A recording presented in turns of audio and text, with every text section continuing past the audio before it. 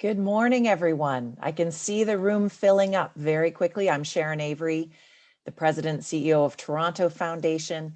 We're going to get started at 8 o'clock sharp. We've got a great agenda for you today, so please settle in, get comfortable, get your morning beverage of choice. And when you're up for it, put a hello in the chat. Tell us who you are. Tell us where you come from. I'd love a word that describes your mood this morning. Where are you at? We'll get started very promptly at 8 o'clock. We've got a big audience coming in. I can see many of you there. So I will check in again in about 30 seconds.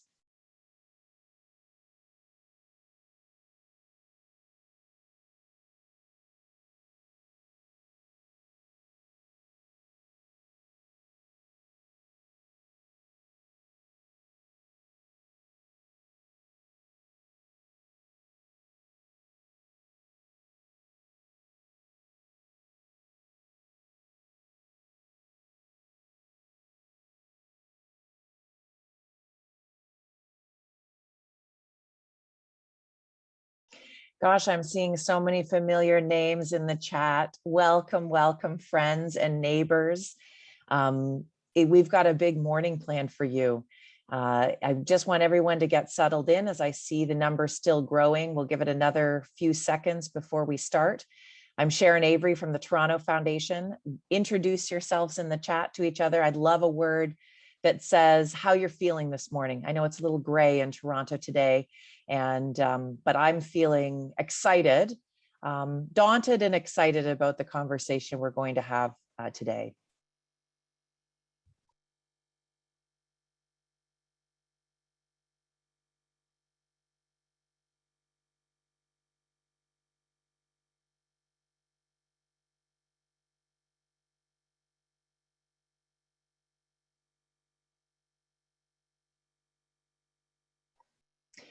So, folks, let's get started. I know we still have folks arriving in the room, but I am so delighted to be here with you. Again, if you haven't met me yet, I'm Sharon Avery. I'm the proud leader of Toronto Foundation for the last 5 years, and here to welcome you to our 18th Vital Signs report launch. I'd really hoped that this one we would be in person, but it was not to be. We are here to explore some of the findings of our report. It is one of the bleakest we've released over the last 18 years. But there's also lots that can be done, lots that we have learned through the pandemic. And thanks to our hundreds of community leaders that have weighed into this report over the last few months, we've got lots of things that you can do to help make Toronto a better place. So the fact is that we're here together. Our goal is to wrap up by 9:15, so please stick with us. If you'd like to turn on closed captioning for this event, you can look at the instructions on the sheet or on the screen. The bottom of your Zoom window, you should be able to click closed captions and show subtitle. We want to make sure that this presentation is as accessible as possible. Today falls just a few days after the first National Day of Truth and Reconciliation. Many truths known by Indigenous communities are now being confirmed and acknowledged by the rest of Canada at last. That reckoning should have happened a long time ago, but it literally took the confirmation of unmarked children's graves at former residential schools for Canadians to better understand the impact of residential schools and the ripple effects within every generation of Indigenous communities. But when we listen to Indigenous leaders, we must also recognize that this is just the beginning of a very long journey of accepting more truths and moving towards reconciliation.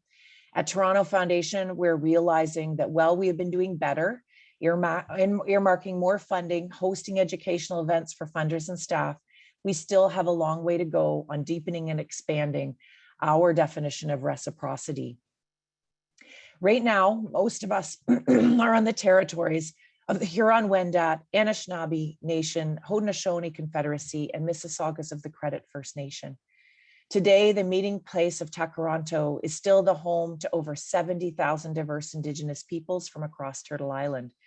According to feedback from local Indigenous researchers in an article I read last week, that number may be closer to 100,000 or even higher.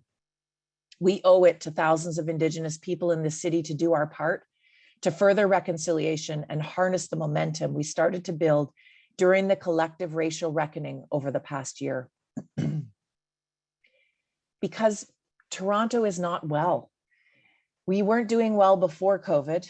Our inequality statistics and previous vital signs were always there.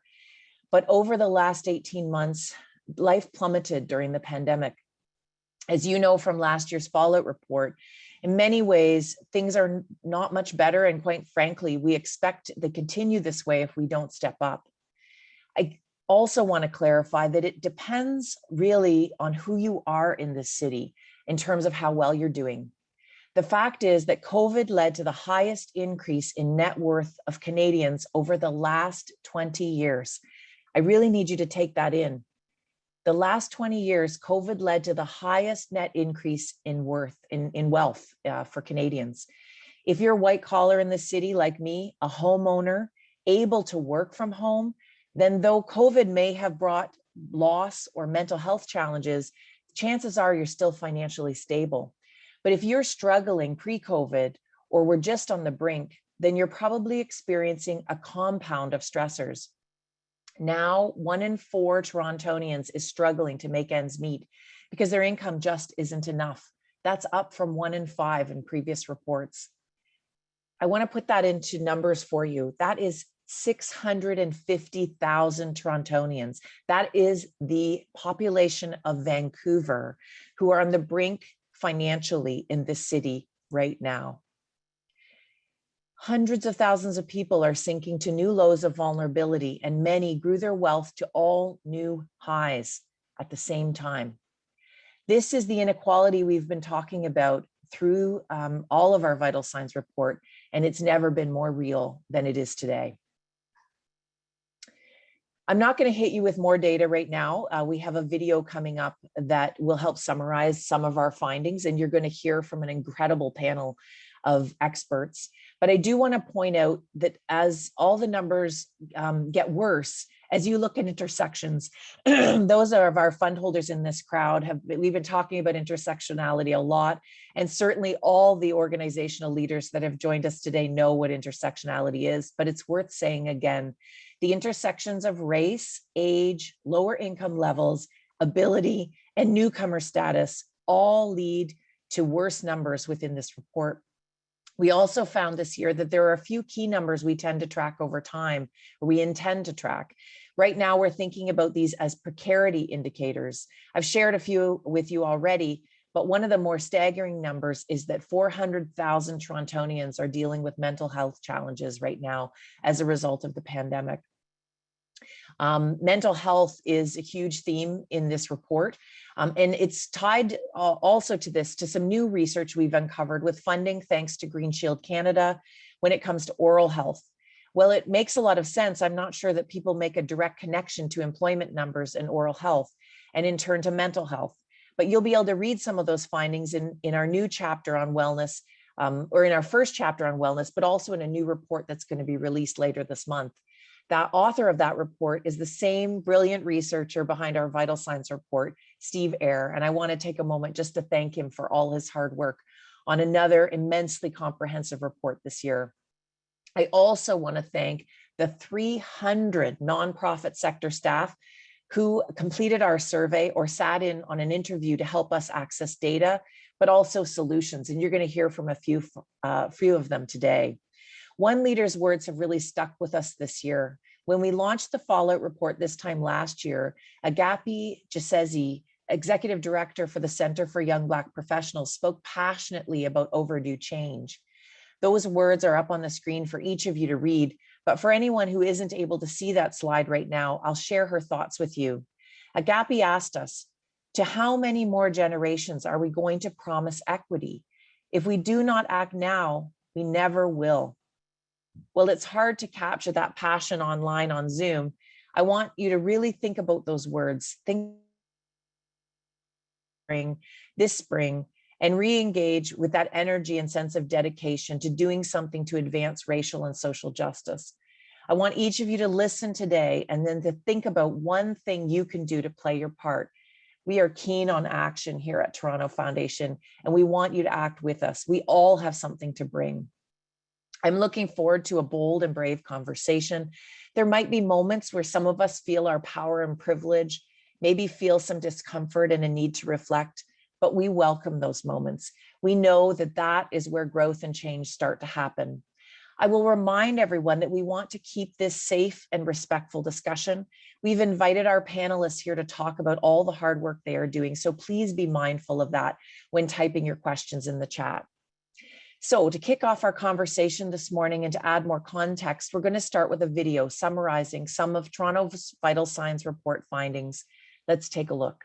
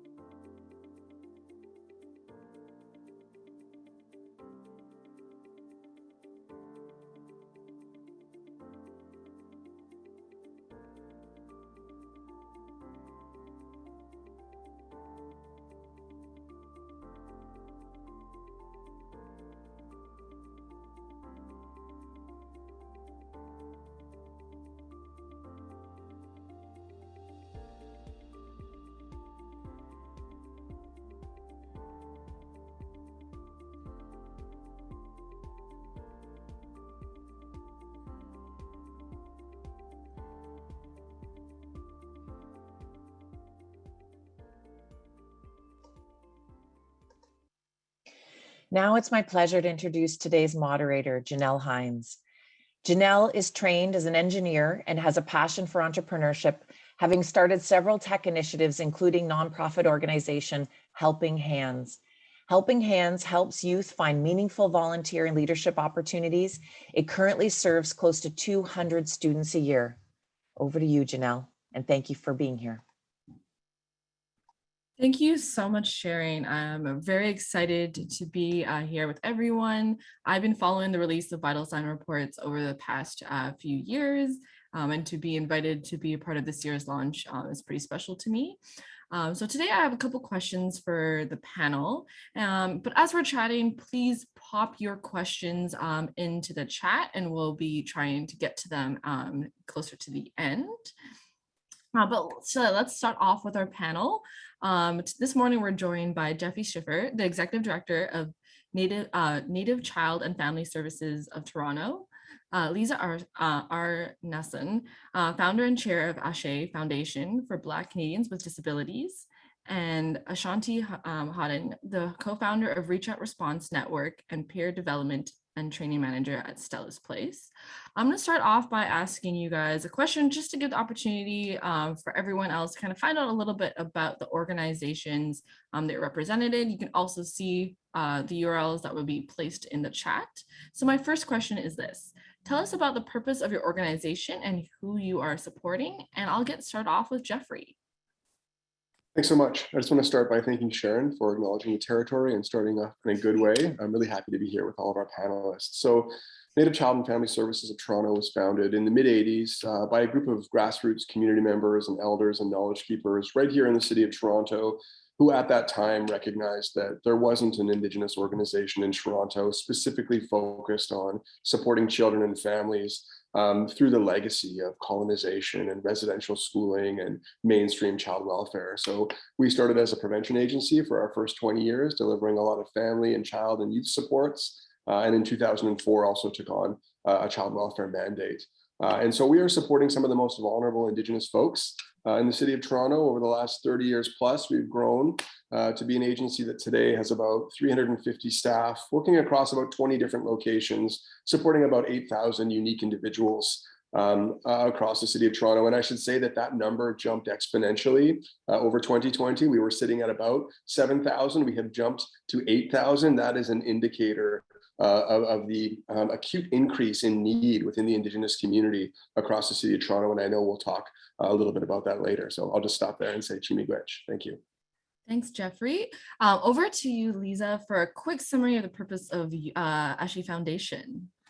Hi, good morning. My name is Liza Arnason, nickname is Liz, and the Chaire Community Foundation for Black Canadians with Disabilities is based on a grassroots idea inside the gray lines, nuances of the intersection of Blackness or experiencing anti-Black racism and ableism, and how that works when you look at other intersectionalities. It serves to use the voices of us, those of us with disabilities, both visible and invisible, and create opportunities and awareness to change the shifting culture and to create opportunities through research, employment, entrepreneurship, and education, where those voices are a part of those policy changes. They're a part of those experiences and not just being served and helped along the way.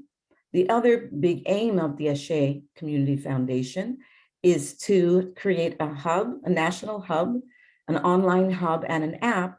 So in the Black community, it's very difficult to find a Black psychiatrist or Black therapist. And there's a lot. All you have to do is go on Instagram, LinkedIn, TikTok, whoever, and people are messaging her, can I find one?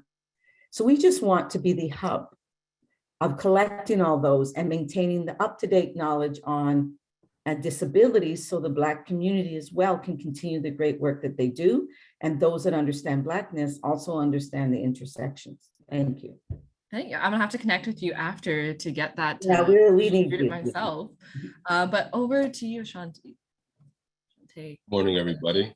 Good morning, everybody. My name is Asante Haughton, and I'm here representing two organizations this morning. So first, we'll start with the Reach Out Response Network, which is an advocacy organization in Toronto. And what we have been focused on is advocating for non-police-led mobile crisis response here in Toronto.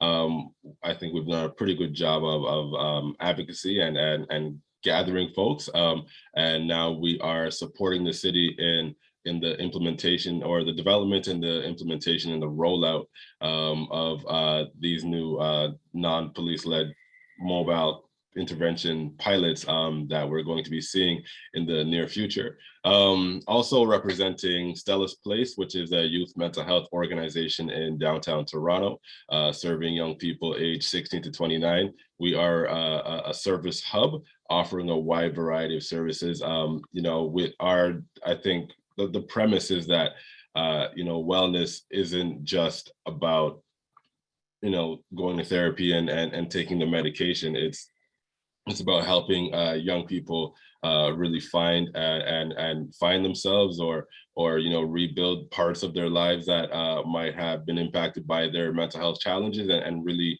also helping to create community as well among young people. One of the big things I do there is called the Community Healing Project, which is a peer-to-peer peer mentoring program where we work with young people from communities that experience a high level of violence to process their trauma and create space for young people to talk to young people about the impacts, the mental health impacts of living in communities with community violence. So that's where I'm spending a lot of my time.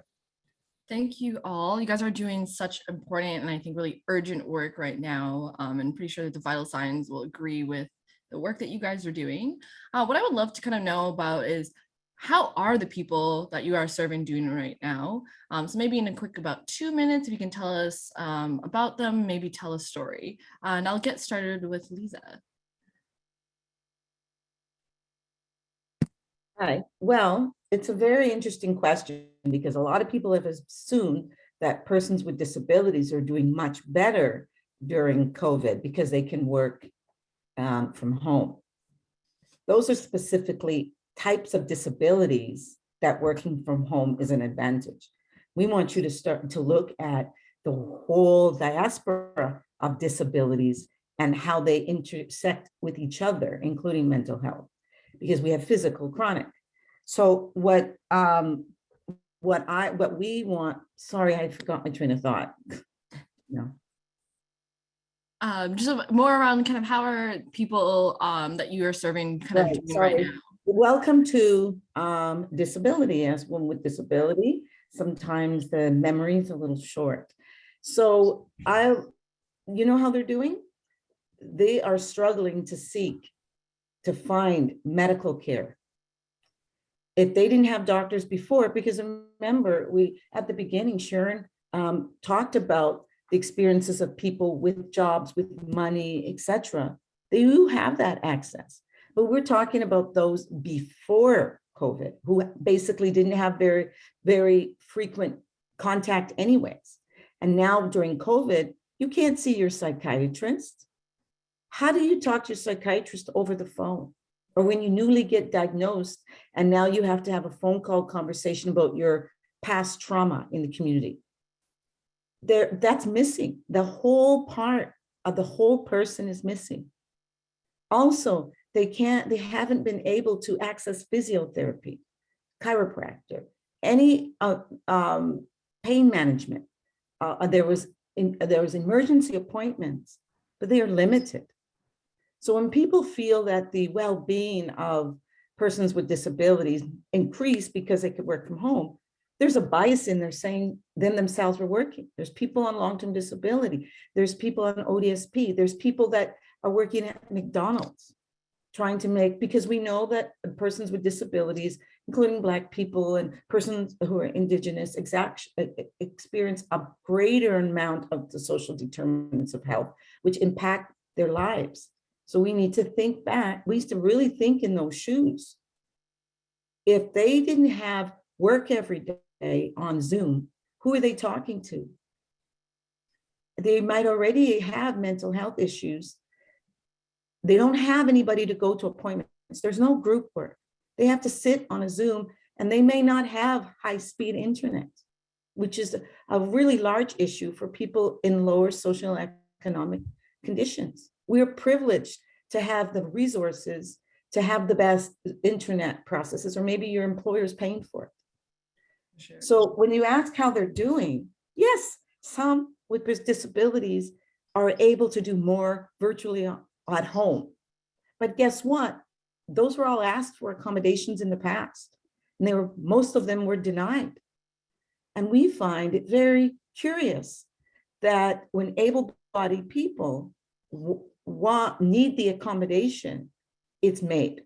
And one of the biggest fears is when things return back to normal, are these things that were accommodated for able-bodied people going to be saved and remain for and for people with disabilities and other people who may not have a disability, but found that working this way was better for their family structure, etc. So there's a really big fear. I hope that the positives, as you brought the positives that did come up for those that could access it remain. But thank you so much for sharing. And I would love to kind of hear, Jeffrey, are you kind of hearing some of the same things, or what are some additional stuff that the people you serve are dealing with? Yeah, thanks, Janelle. I mean, what I would say to you and others is that, I love the way that it's summed up in the report, Toronto is not well, and that is certainly what's going on with Indigenous folk in the city right now. I mean, we've already spoken a little bit about intersectionality. The first thing I'll say is COVID-19 was not the first pandemic for Indigenous people, right? Contact resulted in waves of disease epidemics that literally decimated Indigenous populations, some communities losing as many as 90% of their population. So what COVID did initially was it brought up all of this intergenerational trauma around previous epidemics, right? It also it made old folks in our community really, really susceptible, right? Within the Indigenous community, elders and knowledge keepers are our language holders, are keepers of culture and ceremony, are keepers of cultural knowledge. So at the same time that it brought up all of that trauma, it threatens one of the most sacred folks within the Indigenous community, never mind making all of the challenges that were pre-existing more acute. And then all of that occurring within this intersectionality of pandemic, systemic racism, the discovery of thousands of children. We're up to over 6,500 little bodies discovered, like 215, and then it stopped in the news, right? Over 6,000 little ones, our sacred little bundles, uncovered. So Indigenous people, I think, are in a state of trauma, and they're also in a state of exhaustion if they're working within the sector, myself and my colleagues included. And I think we're also in a state of just wondering when words translate into action on the heels of this first National Day of Truth and Reconciliation. And so, wondering when we're going to stop filing reports and making recommendations and gathering and talking, and when some of this stuff is going to translate into concrete change to be able to restore some of the wellness that existed in Indigenous communities pre-contact, right? And so when I talk to community members, when I sit in circle, and I've had the opportunity, I've been blessed with the opportunity, despite the fact that we're all mostly working remotely, to meet out on the land with some folks and really ask how they're doing. And, they tell me their kids are struggling. They tell me that mental health and feelings of family disconnectedness and community disconnectedness are on the rise. Parents are burnt out. A lot of the face-to-face programs that they rely on for support are evaporating or discontinued. So we are in a perpetual state of crisis, I think. And we're running a marathon to be able to address it as best we can. And maybe I'll get into it, because I'm at risk of talking forever. Now, I'm just going to say right now that folks really are struggling, and we have a lot of work to do as Canadians, both in the Indigenous community and as allies, to achieve better outcomes. Yeah, miigwech. Thank you. And I think, what really resonated with me when you said that we're in a state of trauma.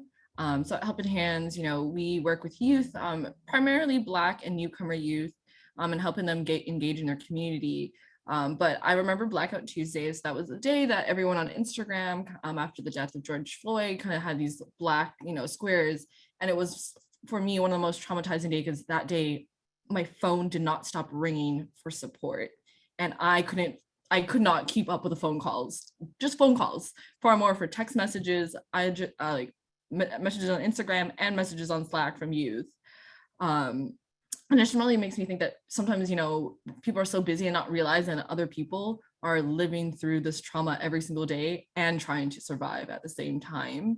I'm kind of curious, Asante, like, are you seeing kind of the same thing, that the youth that you work with are kind of living through this state of trauma? Oh, 100%. You know, so working with young people right now, it's, you know, it's interesting, I would say, but not always for, you know, good reasons. And I think with young people, there is this, it's almost hard to describe. You know, sometimes when you're in the trauma, you kind of know it's happening, but you're not necessarily, it's almost like this dissociative effect you see happening with a lot of young people. And, you know, you could kind of look at what some of the symptoms of that look like. And, you know, with substance use going like up quite a lot for young people during the pandemic. But, you know, I think, you know, one of the things that this pandemic has really taken from us is our ability to connect. And, you know, if we really look deeply at humans, connection is kind of, you know, the foundation of how we put societies together, civilizations together, communities, families. So without that connection piece, well-being is going to take a big hit. Now, when we look at young people, I think that the weight in terms of the importance of connection is even higher. You know, when we start to, you know, get older, you know, hit our 30s and 40s and et cetera, we kind of have a greater sense of who we are. So, you know, while, you know, that connection hit does impact us, it's a little bit different than for young people, because young people require connections to figure themselves out. And when you are young, you are in you know, a period of your life where you are trying to work yourself out. Who are you? You know, you're developing your identity. You're developing connections, networks, all of these different things. You know, connecting to your culture in different ways, etc. So not only are young people suffering from the lack of connection, as we all are, generally speaking, but there's this impact of it's almost like there's a pause on you know, the growth and the maturity that we might expect through a variety of different domains, dimensions. And one of the big questions for me is, what is going to be the long-term impact of that on a variety of different levels? But, you know, speaking about mental health and well-being, what is going to be the impact of all of these young people who've had, you know, their development to some extent interrupted, that the generations, you know, before them haven't had, and generations after them haven't had? This is going to be a very unique experience for them. And, you know, how are we going to take care of them? And, you know, what questions are we going to ask to figure out, you know, what are the challenges that they uniquely face, and what are the needs that they're going to have to respond to those challenges.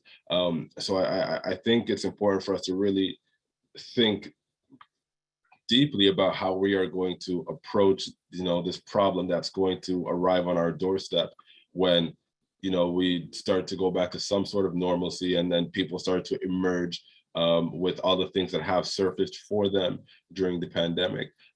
So, you know, I could say more, but I think that's a start, Janelle. No, I think you set up kind of a perfect segue of it. I had a baby 2 months ago, and I was looking at him last night and wondering, what will your generation be called? I'm on the younger end of millennials. I mainly serve Gen Zers. And now I'm kind of curious, what will COVID be the thing that defines the next generation? And kind of worrying about what is the long-term impact on young children. You know, even the fact that for a simple thing, you know, they can't see faces. How are they going to start to learn what emotion is, and all these different things? And I'm kind of curious for everyone, what are some of those persistent and long-term challenges that you think are going to kind of come up? What was a barrier before and it's going to continue to be a barrier, or what are some maybe new barriers that you think have arisen? So maybe we'll, I know you were just talking, Asante, but maybe we'll kind of finish kind of with you, kind of what do you see as those long-term challenges, and maybe what are some solutions really quickly with Stella's Place that you think might kind of overcome those? You know, for me, I think a lot about access. Access is a thing that I'm always thinking about. And, you know, sometimes when we hear that word, we think about physical access. And, you know, maybe we think about disability, or we think about, you know, physical location of a service, et cetera, et cetera. I think about access also through the lens of culture, and you know what that looks like as well. So you know, we're in a world now with, you know, as both of my co-panelists have already alluded to, where there are some, you know, reckonings, so to speak, around, you know, I guess just the way we treat certain groups of people, and you know, working with a lot of racialized youth and a lot of Black youth, you know, while we might on a high level think about things like, you know, the murder of George Floyd as, you know, catalysts that are driving, you know, change in a positive way, we also have to think about how, you know, those events are impacting, you know, the young people that we are you know, you know, I'm looking at Black youth and other, you know, young people who have been marginalized because of race and religion, and you know, the impact of the things that, you know, we see collectively, you know, the murder of George Floyd and others, you know, it's really hard on us, and you know, and it's, you know, combine that with, you know, the lack of connection that we're seeing and other impacts of the pandemic. You know, people are losing employment, you know, food insecurity is increasing, you know, social determinants that you know, Liza was alluding to earlier. You know, when you combine all these things together, there's going to be a greater need, and I'm just not confident that we are prepared to service that need. I don't think we're not prepared to service that need currently, and I think that need is going to increase. You know, there are a lot of projections that say that the need in terms of young people accessing care is going to increase, you know, pretty much as soon as we start to feel like this pandemic is over.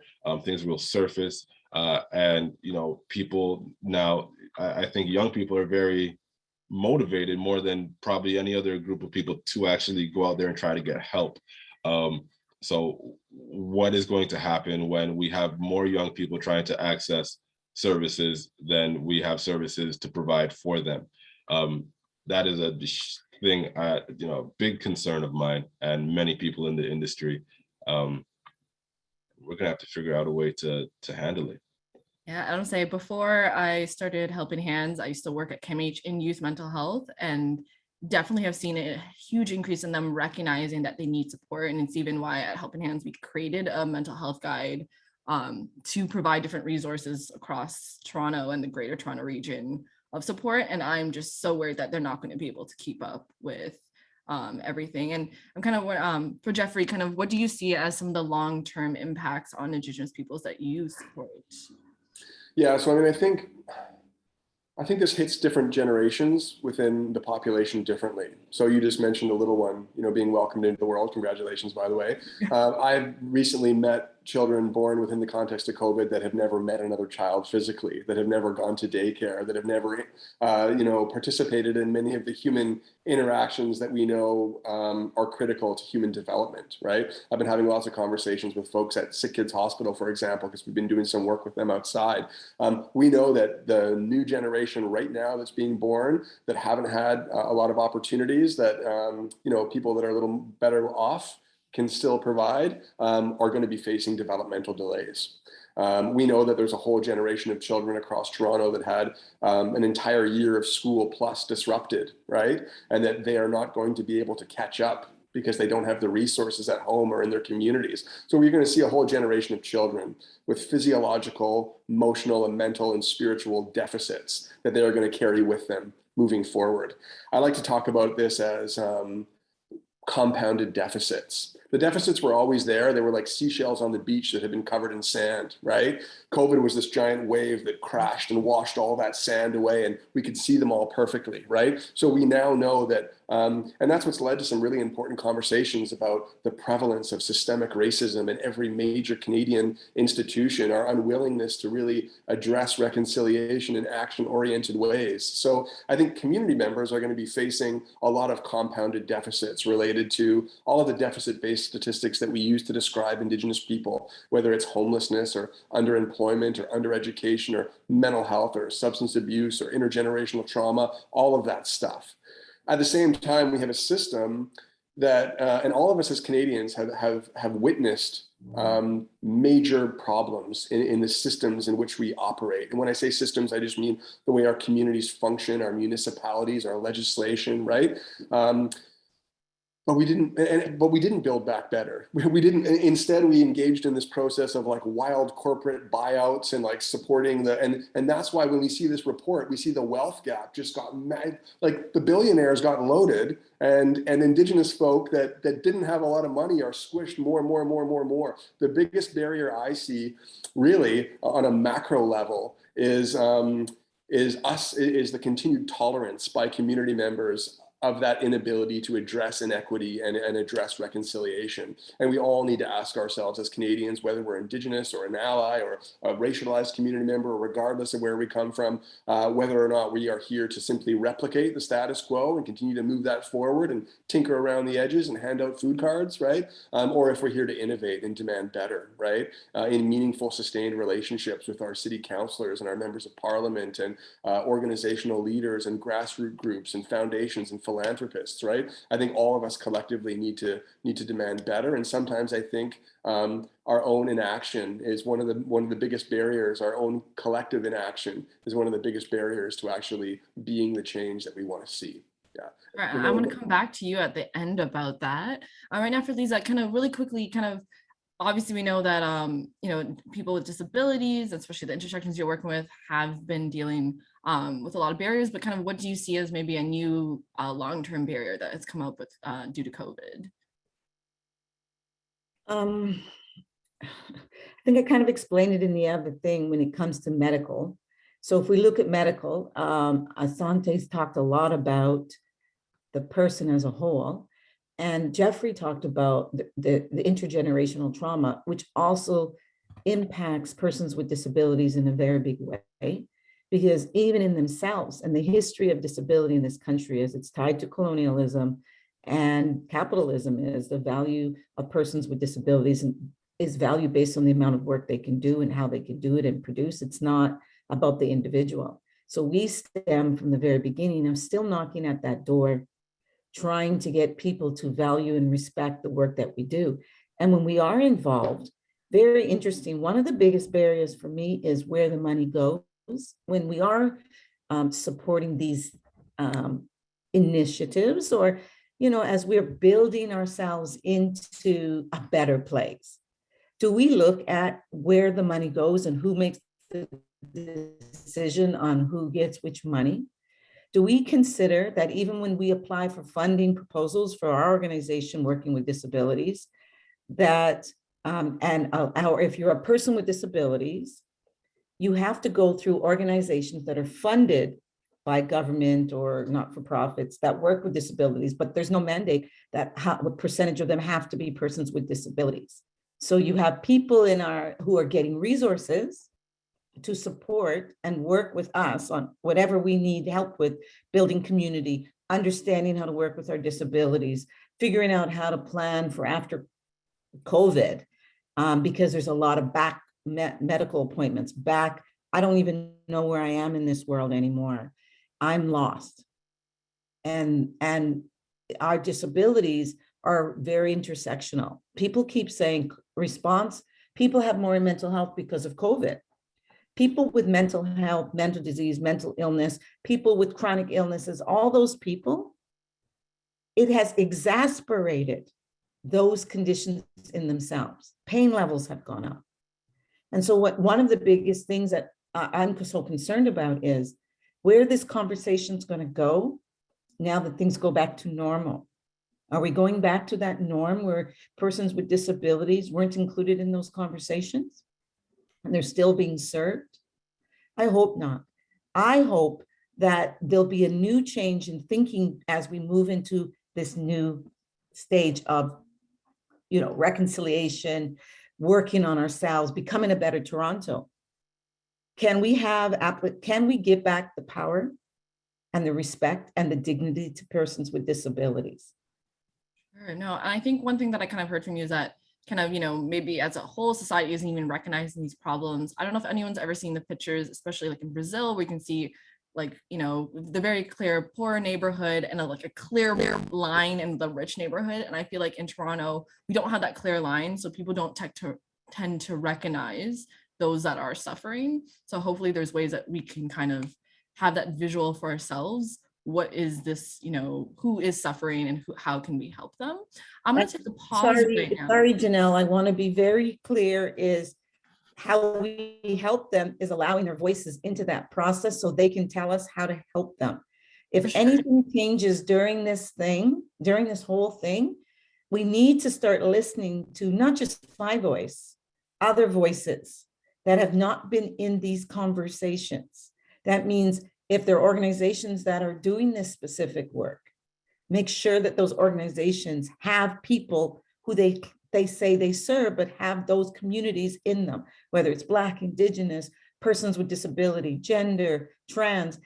It's become a problem that we create these organizations, we create this world of serving. What are we going to do to help? And that's where we fall, and we forget that the help comes from inside the community. That's the benefit of grassroots. Oh, for sure. And I did not mean to say like, no, I know. Yeah. Just saying from, just wanted to, I'm a very visual learner. So just love to bring those examples out to those that are also visual learners. I'm just gonna take a quick pause right now. And we're actually I want to talk about engaging all of you guys that are listening. Sorry, Janelle, I know I'm on a time, but there's one other thing that we haven't talked about. I just want to mention that we talked about it with youth. We talk about the impact on the families. We talk about, this is where we need to really set everything aside and work on individual families and units. But what we have not spoken about is education. What effect has COVID, combined with all the historical traumas, all the historical levels of segregation, you want to call them, or screaming or whatever, what happened to our education system and the young people in that education system? They weren't attending school. They were passively sitting in their room. Some of them didn't have, are we going to have a conversation about the effects of education? Again, people use, if you're a person with disability, if you're a child with disability, it was a good thing for you. Not if you have neurodivergent disabilities, not if you needed a care person beside you with special needs. Not if you were working on social skills and it's gone for 3 years. So I wanted to put that out. I know I'm over time, but I had to say it, is that we have to really look at this recovery in a totally different way. And I was actually, since the baby woke me up at 5 a.m. this morning, decided to read the vital signs report since it was up. And I know once two stats that kind of jumped out at me was that 50% of Black and Indigenous parents of the Black Indigenous children said they couldn't complete work, and 53% said they couldn't just keep up with work just due to the digital divide of not having access to a device. But that's not even all the issues that you brought up of if you're a youth that needed additional support, that was kind of gone during COVID. But I also have some other stats I would love to see if people listening can kind of guess. So we're going to put up a poll, and you can use the prompts on your screen to try to guess the answer to the multiple choice question. So I'll just kind of give you guys 30 seconds to answer. In case someone cannot read it, I will also just quickly read it out loud. So which of the statistics are true? 40% of charities saw an increase in the demand of their services. 50% saw a drop in their revenues. There's been a 38% decline in volunteer hours. 50% of nonprofit workers are burnt out, or all of the above.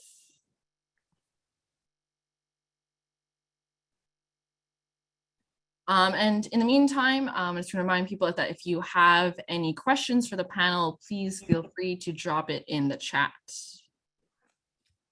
I think it looks, yes, 94%. Yes, it is all of the above, which are some pretty harrowing statistics. And I would like to kind of move on to, we're gonna kind of jump, because I think, we talked a lot about, the long-term effects. We're going to talk a lot about the sector, but I think I just want to skip and go over and talk about advocacy. So more and more we're hearing about how organizations kind of in the sector feel like they have to do more work for advocacy and then need the resources to take that on. And advocacy, even as a word, is very daunting and off-putting. Different people have a very different connotation of what that word even means for them. So I'd kind of like to hear, what does one aspect of your advocacy work for, whether it's personal or kind of, especially as an organization, what does your campaigns look like? What resources do you need? And most importantly, while we're kind of here as a big gathering, is how can the average Torontonian help you in your advocacy? And we'll kind of get started with Jeffrey. Rich, just finding my unmute button. So some of you may have joined us on September 30th. We had a panel at Native Child sort of announcing some of the work that we are doing moving forward. I mean, in thinking about our response and what we need to do to move forward, not only to sort of continue to transform child welfare for Indigenous folk, but just to continue to do better for all the children and families that we're supporting. Because, I should have said in the beginning, we don't just want to address the aftermath of colonization and residential schooling. We don't just want our kids not to be traumatized. We also want them to be successful and prosperous and joyful and connected, right? So it's about addressing all of that history, but also defining concrete pathways to wellness and prosperity for the community members we support. So how do we do those things? As Indigenous people, we often put things in a medicine wheel with the 4 quadrants, and we think in 4s, and that's very useful for our worldview and perspective. And so we have sort of 4 main quadrants. I think what in the mainstream are often called pillars, right, to our approach moving forward. And for us, it's about transparency, accountability, community-led, and action-oriented. So we've announced this new community steering committee. We're bringing together a group of partners and community members and staff to think about what a transparent and accountable and community-led and action-oriented process of responding to the continued challenges look like. And I think that that's what we can do as a service provider together with community. But I'm also noticing a real shift in the partners that we work with.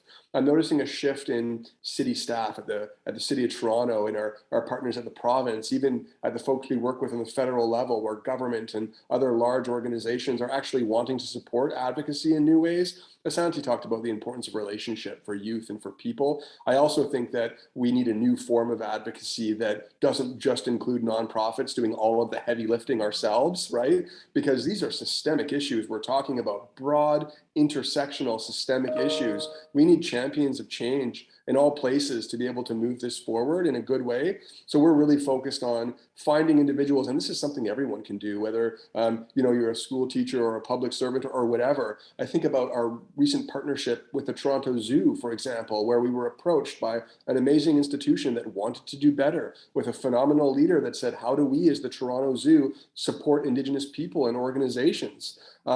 We had our annual powwow at the end of September. It was very hard to do in the context of COVID. We had small little community neighborhood powwows, and then our main site, we were gifted the opportunity to use space at the Toronto Zoo to connect with land and ceremony. And that's one example of how an organization that didn't necessarily have that in their mandate stepped up to be able to empower an Indigenous organization to support community in really critical ways. Yeah. And I think what I'm really hearing important from you is that, people tend to be like, oh, the nonprofit that, deals with Indigenous people, they will take care of it. But no, this is like a collective responsibility from all of us. Let's go over to Asante. I would really love to hear and tell everyone kind of a little bit more about Reach Out Response Network and kind of the amazing work you're doing there, because that needs to be heard. Yeah, thank you, Janelle. At Reach Out Response Network, I mean, advocacy is kind of the name of the game for us. And, you know, we've been pretty successful on that front, and, you know, we can take some of the credit. Some of the credit also goes to, you know, the power of zeitgeist and, you know, the times that we're in, and the things that, you know, people are now thinking about. But in terms of maybe some of the credit that we can take, I think, you know, again, the entire idea for us was we, you know, based on the lived experiences of myself and my co-founder, Rachel Bromberg, we started some conversations with each other. Those conversations grew to start to include more and more people. And really the premise of these conversations was that when, you know, someone is in a mental health crisis, you know, the thing that they most need is someone who's equipped to help them through a mental health crisis, which is usually not a police officer. And police officers, you know, can often or sometimes at least escalate situations. And there's a lot of reasons why, but I won't get into that. So for us, you know, our premise was, let's get people who are equipped to, you know, manage mental health crises as the people who are answering those calls. And you know, this is not a new idea, and a lot of folks have been kind of thinking about this and arguing for this for a long time. You know, I think where we were different is we really, you know, I think in advocacy, it's easy to focus solely on the, you know, the problem. And we obviously had to do that. But we also, you know, were focused on the solution. But, you know, speaking a bit to what Jeffrey was saying earlier, we also understood that, you know, my voice and, you know, my co-founder's voice was not going to be enough.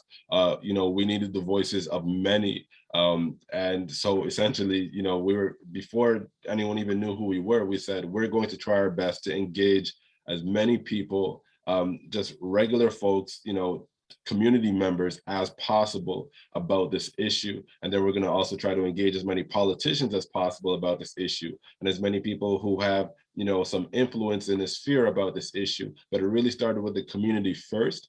And you know, it was about hearing their experiences, but also, you know, supporting them in developing their knowledge beyond the context of their own personal lived experiences, to see, you know, the whole picture of what's happening. So, you know, one of the great things that, you know, I can really say about my co-founder, Rachel Bromberg, is that, you know, she's really good at the research piece, and she was able to collect a lot of data that really supported the arguments that we were making. I'm more of the storyteller, so I was able to support, you know, with a lot of the stories that, you know, I have through my experience, you know, through my professional life and my personal life, and together, you know, able to galvanize community members. And then we created a pathway for them to speak directly to their elected leaders, something simple, where they could, you know, essentially just click a button and send, you know, a small email off to their elected leader saying this is an idea that they support. I forget the number of emails that went out, but and a significant number of thousands of emails ended up going out to community leaders in the space of a few weeks, based on our community engagement. Then all of a sudden, you know, these politicians started to take the issue more seriously. So it was about really galvanizing the collective, and telling the story, but also backing up that story with statistics, and not just the statistics of what the problem is, but also looking at, you know, other cities who have found solutions to this problem, how they've done it, and, you know, and also finding statistics to alleviate the fears that people have around, you know, the thing that we have been advocating for, essentially, which is, you know, what happens if we get like a crazy person who's dangerous, and, you know, all of these things, and really finding stats to show that these, you know, mobile crisis workers will not be in danger, you know, and that we're really working, you know, those assumptions are coming from stigma, and actually that the outcomes are much better when we respond to things with the people most equipped to respond to them, go figure, than when we respond with, you know, one size, you know, fits all solution that wasn't actually designed for this purpose. So, you know, I think I'll leave it there for now. No, thanks. And, you know, one thing that I know I really love that, you know, you guys did when you guys started was doing those 17 community town halls. You know, what I heard is kind of like you guys start off as that conversation. And I think that's what, you know, a lot of the advocacy starts off as two people having a conversation and recognizing that the larger community, you know, has input on this. And for Liza, kind of like to hear kind of what did, I know you've also done some advocacy work, so I'd love to just quickly kind of find out about that. Hi. So advocacy, everybody's already talked about. The advocacy that we're interested in is the nuances within these systems that we talk about. People talk about the system, but it's actually the everyday practices, the nuances within them that have the biggest effect on the well-being and lives of persons with disabilities who are also experiencing anti-Black racism or anti-indigeneity. And so what we advocate for is the core, which is the voices of others to be a part of it. We look at the nuances through the processes and how people have to go through all these hurdles that are ableism. Ableism is embedded within our systems as well. So we find that even in Black organizations or any other organization, even in disability organizations, we experience racism or we experience the combination with disability. So it's really key for a Chaire community that we listen, we investigate, we do research, we are interested in doing white papers. We will be doing an annual conference in the spring. And we really want to get people together that are doing similar work or cross work, because there's a very few organizations that are working on advocacy for persons with disabilities in other communities as well. It's like a no man's land right now.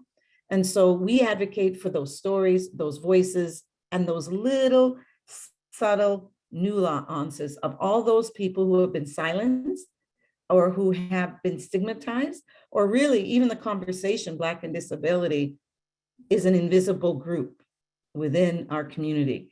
So we need, so we really feel the advocacy means going out and finding the services, finding the organizations that are culturally appropriate and pulling them together.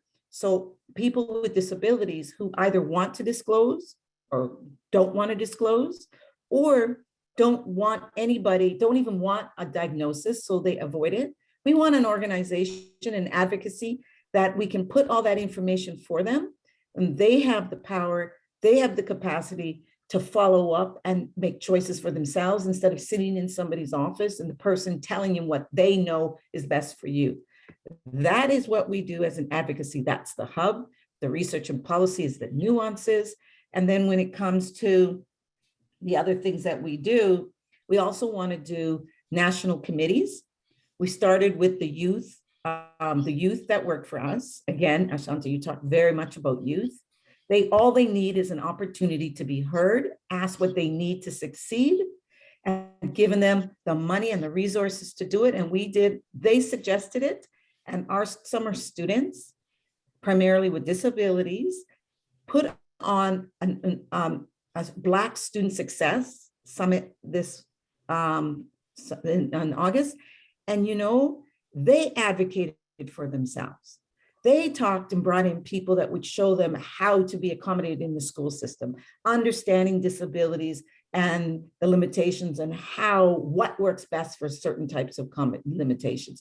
And then they brought in professors and educators to say, we need to place ourselves in the space that our lived experiences are actually valuable. And we need to start writing, talking, speaking, singing. We need to put those out there. That's what a Chaire does when it comes to advocacy.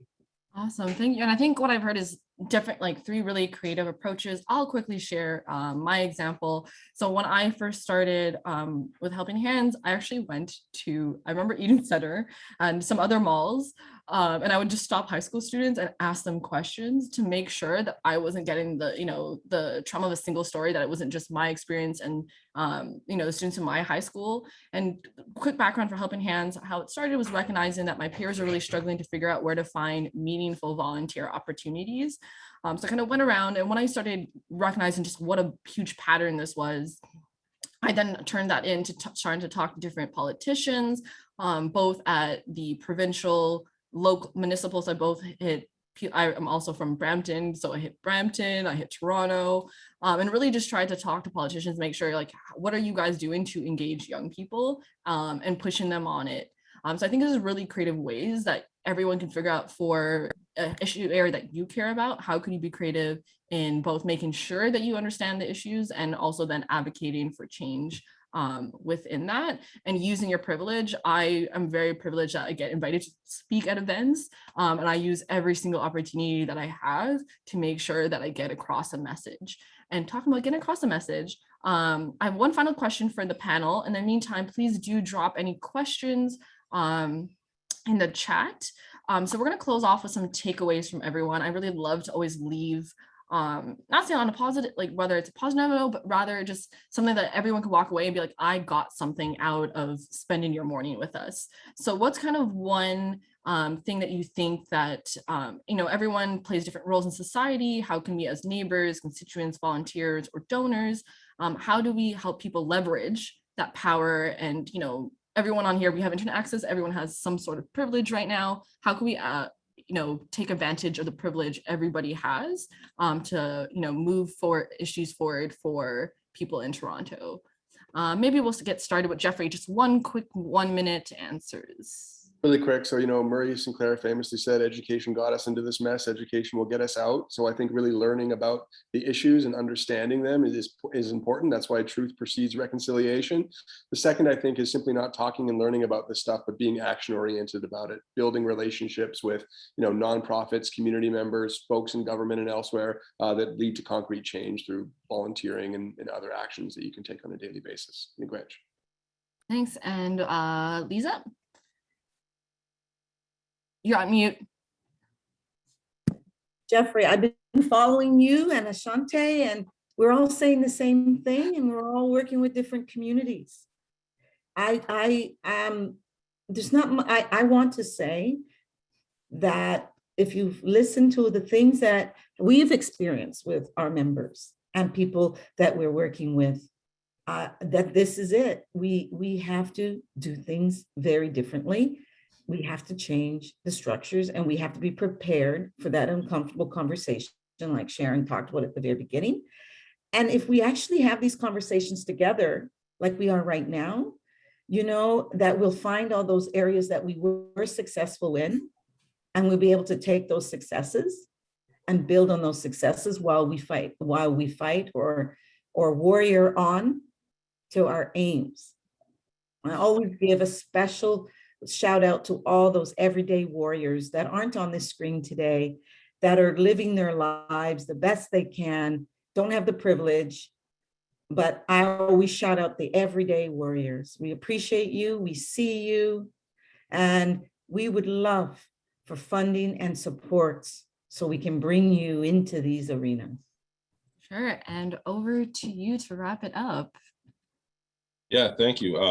Wow, where do I go with this? Jeffrey, with what you're saying, is very important, I think, to be action oriented. I think one of the things that we did at Reach Out Response Network is that we were kind of the mind of, we're not necessarily going to do advocacy the way we want to do it. We're going to do advocacy the way that, we're going to find a way that works. And not everyone has liked our approach, but at the end of the day, our big thing was to figure out something that's going to work. I think one of the challenges that we sometimes have internally within the space is we're all complaining to each other. So sometimes even when we're at these panels, for me there's this like, yeah, we're talking about this problem, we just keep talking about problems to each other. What are the solutions? Going back to what you were saying, Jeffrey, and who are we offering these solutions to? So it's about building those networks, right? So it's there's not one solution to the things that we're trying to do. There are a wide variety of things that all need to be actioned simultaneously in order for us to move forward.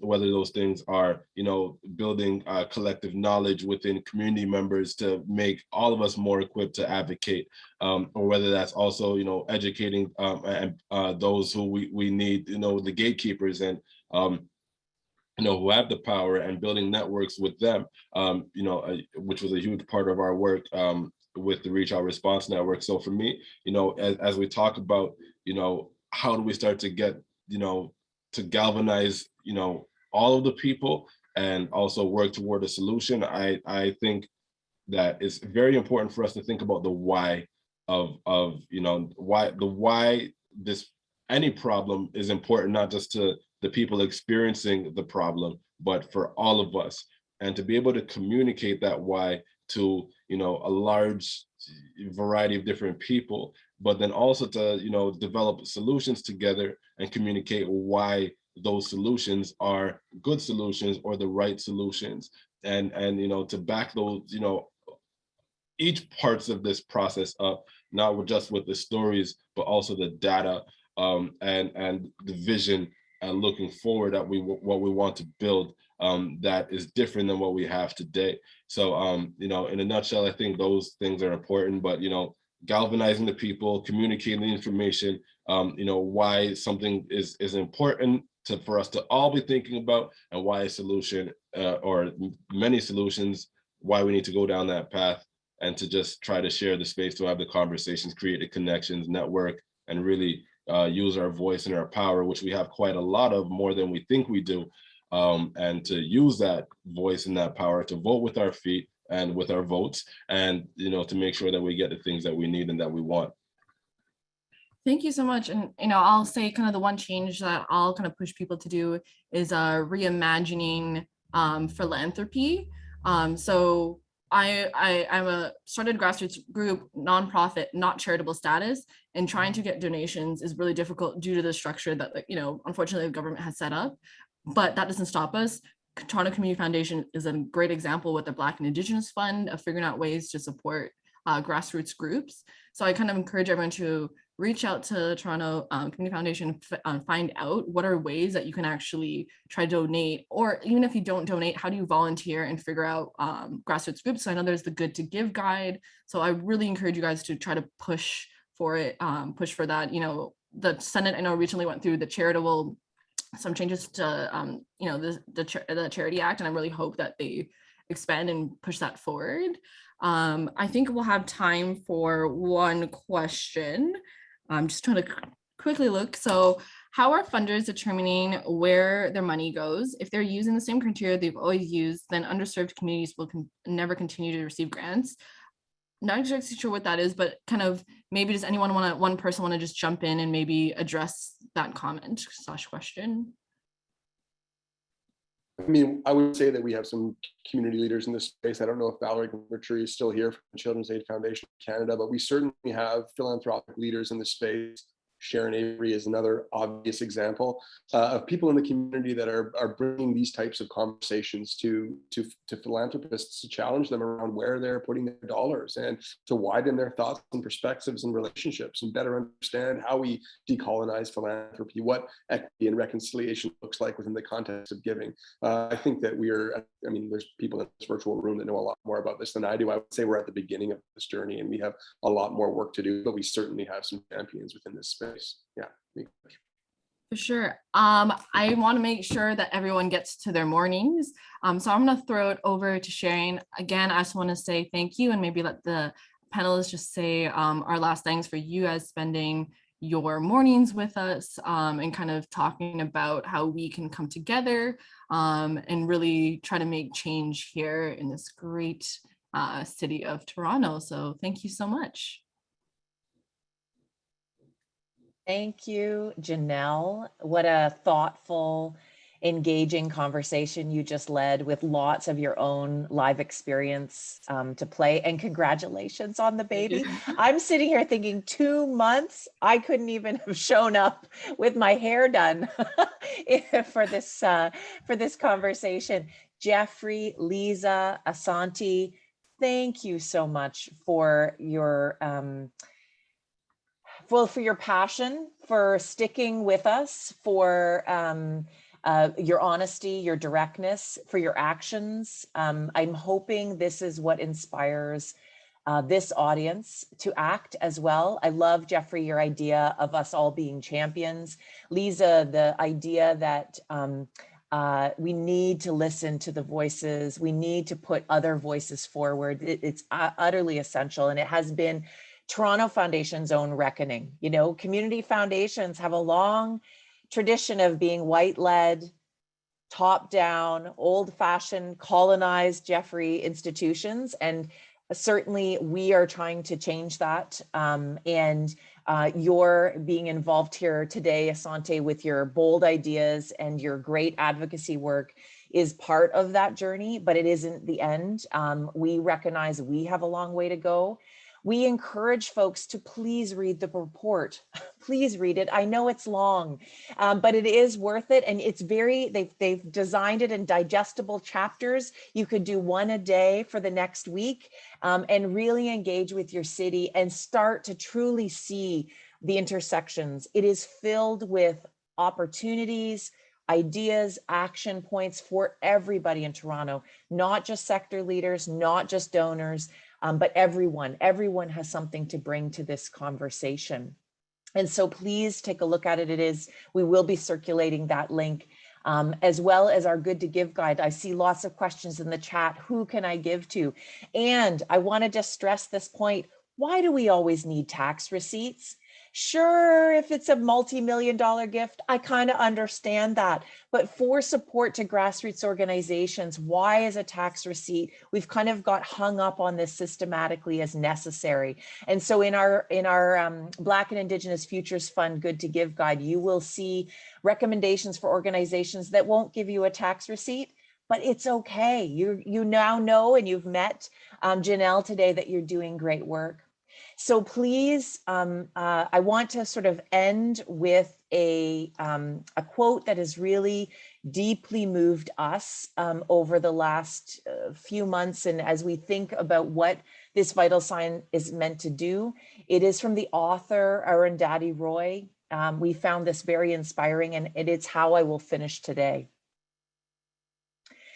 Whatever it is, coronavirus has made the mighty kneel and brought the world to a halt like nothing else could.